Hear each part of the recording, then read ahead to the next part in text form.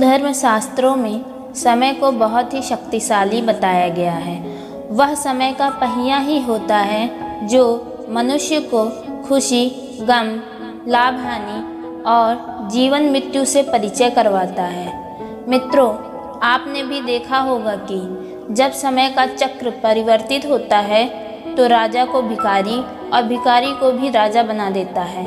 और ऐसा माना जाता है कि समय के कारण ही मनुष्य के जीवन में कभी खुशी आती है तो कभी गम आता है। परंतु क्या आपने कभी यह सोचा है कि आपके जीवन में सुख समय आने वाला है और यह पहले ही पता कैसे किया जा सकता है? अगर नहीं तो चलिए आज इस वीडियो में हम आपको उन संकेतों के बारे में बताते हैं जिन्हें जानने के बाद आप भी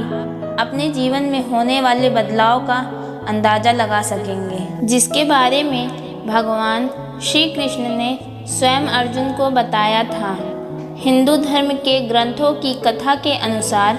जब एक दिन अर्जुन श्री कृष्ण से मिलने आए तो उन्होंने श्री कृष्ण से पूछा, हे माधव, कृपया कर आप यह बताइए कि कोई भी मनुष्य अपने जीवन में आने वाले शुभ समय के बारे में पहले ही कैसे जान सकता है?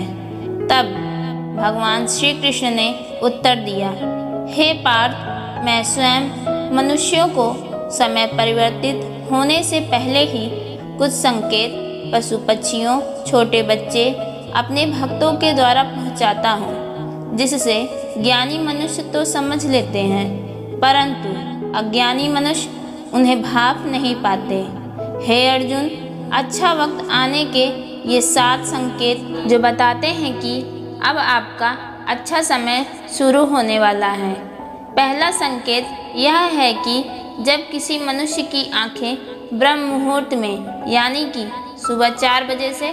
5 बजे का समय में खुलने लगती हैं और उस मनुष्य को ईश्वर का स्मरण होने लगता है या फिर मनुष्य को ऐसा प्रतीत होने लगता है कि उन्हें कोई किसी और दिशा की ओर ले जा रहा है, तब ऐसे मनुष्य को यह समझ लेना चाहिए कि आने वाले समय में उनके भाग्य का द्वार खुलने वाला है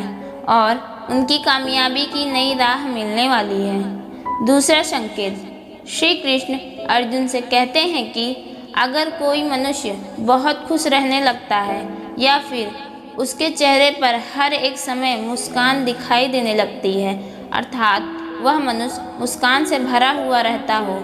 और ऐसा मनुष्य अपने क्रोध पर विजय प्राप्त कर लेता है, तो उसे समझ लेना चाहिए कि उसके जीवन में अब खुशियों की बारिश होने वाली है। ऐसा मनुष्य जब किसी चीज़ के बारे में सोचता है तो उसे उम्मीद से भी ज़्यादा मिलता है। तीसरा संकेत, श्री कृष्ण जी कहते हैं कि जब किसी मनुष्य के द्वार पर गो अर्थात गाय बार बार खाने के लिए आएगी या फिर बंदर इसके घर की चीज़ अपने आप उठा कर ले जाने लगे या फिर उसके घर के प्रांगण में बिल्ली बच्चे को जन्म दे या फिर पक्षी उसके घर में आकर अपना बसेरा बनाए, तभी मनुष्य को समझ जाना चाहिए कि आने वाला समय मनुष्य को और बेहतर बनाने वाला है और वह अपने जीवन में नए नए ऊंचाइयों को छूने वाला है। चौथा संकेत, श्री कृष्ण कहते हैं कि जब किसी मनुष्य के घर पर छोटे बच्चे बिन बुलाए बार बार आकर खेलने लगे या फिर उन्हें देखकर बच्चे बार बार मुस्कुराएं तो ऐसे में उस मनुष्य को समझ जाना चाहिए कि आने वाला समय उसका खुशियों से भरने वाला है और वे नए रिश्तों से जुड़ने वाले हैं। मित्रों, आपने भी बड़े बुजुर्गों को यह कहते सुना होगा कि छोटे बच्चे ईश्वर का रूप होते हैं और वह हमेशा आपके लिए शुभ संकेत ही होते हैं। पांचवा संकेत, भगवान श्री कृष्ण बताते हैं कि जब मनुष्य के खर्च में कमी आने लगे और धन प्राप्त करने के नए नए स्रोत अपने आप दिखाई देने लगे तो ऐसे में उस मनुष्य को ये जान लेना चाहिए कि अब उसका बुरा वक्त जाने वाला है।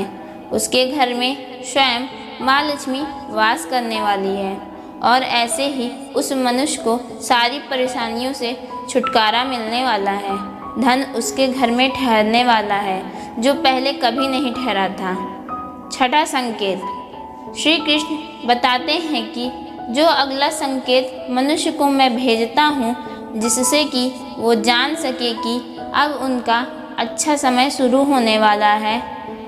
जब भी कोई मनुष्य पूजा की थाली लिए हुए आरती कर रहा हो और उसे ऐसा प्रतीत हो रहा हो कि उसे देखकर भगवान की मूर्ति मुस्कुरा रही है या फिर बड़े दिनों के बाद उसके घर में अतिथियों का आगमन हुआ हो, ऐसे संदेश के द्वारा उस मनुष्य को समझ जाना चाहिए कि अब उसका अच्छा समय शुरू होने वाला है। इसके अलावा जब किसी महिला का बायां अंग और पुरुष का दायां अंग फड़कने लगे तब भी उसे समझ जाना चाहिए कि अब उसका अच्छा समय शुरू होने वाला है। सातवां संकेत, श्री कृष्ण बताते हैं कि जब कोई मनुष्य सुबह सुबह शुभ कार्य करने के लिए घर से निकलता है तभी उसे गाय माता के दर्शन हो जाएं या फिर किसी साधु संत द्वारा उसे आशीर्वाद मिल जाए तो ऐसे में भी उस मनुष्य को समझ जाना चाहिए कि वह जिस काम को करने के लिए घर से निकला है वह काम अवश्य ही पूरा होगा। इन सब के अलावा श्री कृष्ण यह बताते हैं कि संध्या के समय किसी मनुष्य के द्वारा उसे जल से भरा पात्र या दूध से भरा पात्र प्राप्त हो या फिर कोई उसे मिठाई दे तो समझ जाना चाहिए कि अब हमारा भाग्य खुलने वाला है। राधे राधे, जय श्री कृष्ण।